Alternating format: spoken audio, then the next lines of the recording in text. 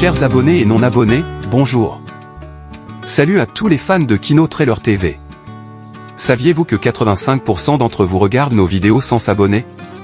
Si vous aimez nos contenus, un simple clic sur le bouton s'abonner pourrait aider notre chaîne et nous permettre de continuer à vous offrir des trailers encore plus incroyables.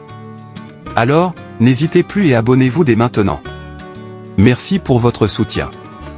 Netflix nous propose un des meilleurs films des années 2020 et son héroïne va vous époustoufler. En effet, Netflix vient d'ajouter à son catalogue l'un des meilleurs films de 2021 avec une héroïne attachante et complexe à laquelle on peut s'identifier. Si vous êtes en pleine crise existentielle et que vous avez besoin d'un film pour vous remonter le moral ou vous accompagner dans vos questionnements, Netflix vient d'ajouter à son catalogue le long métrage parfait pour ça. Un des meilleurs films présentés lors de la 74e édition du Festival de Cannes en 2021 et il a reçu de nombreuses récompenses, tels que le prix Lumière de la meilleure coproduction internationale, le Goya du meilleur film européen et surtout le prix d'interprétation féminine pour son actrice principale à Cannes. La révélation d'un talent brut venu de Norvège. L'année où Titane de Julia Ducournau a remporté la Palme d'Or au Festival de Cannes, un autre film a bouleversé la croisette, Julie, en 12 chapitres, de Joachim Trier. Avec ce long métrage, le célèbre cinéaste norvégien complète sa trilogie d'Oslo, après Nouvelle Donne, Reprise, et Oslo, 31 août. Avec Julie, en 12 chapitres, Joachim Trier et son co-scénariste Eskil Vogt dressent le portrait d'une femme de son temps en pleine crise existentielle et convoquent un tourbillon d'émotions authentiques et justes qui font autant de bien que de mal. Le film raconte les tribulations professionnelles et sentimentales de Julie, Renate Reinsve, une jeune trentenaire norvégienne installée à Oslo, pleine de ressources, mais qui cherche encore sa voie. Assaillie de questions et de doutes quant à son avenir, Julie décide de mettre un terme à sa relation avec Axel Anders Danielsen-Lie, un dessinateur à succès aimant et protecteur. Elle commence alors une nouvelle relation avec Evin, Herbert Nordrom, en espérant commencer une nouvelle vie. Mais les mauvais choix, le désir fort de liberté et un esprit de contradiction vont venir bouleverser les plans de Julie. La révélation d'un talent brut venu de Norvège. L'année où Titane de Julia Ducournau a remporté la Palme d'Or au Festival de Cannes, un autre film a bouleversé la croisette, Julie, en 12 chapitres, de Joachim Trier.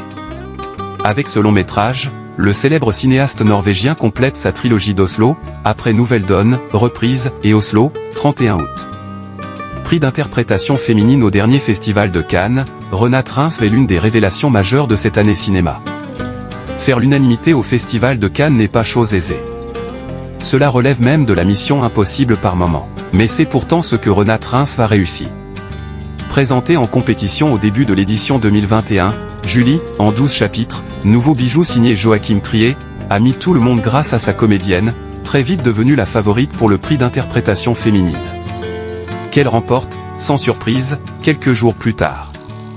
Lorsque nous la rencontrons, sur la croisette, Renate Reinsve n'a pas encore été sacrée, et se remet seulement des émotions de la projection officielle, et d'un gros rhume, qui avait eu lieu la veille.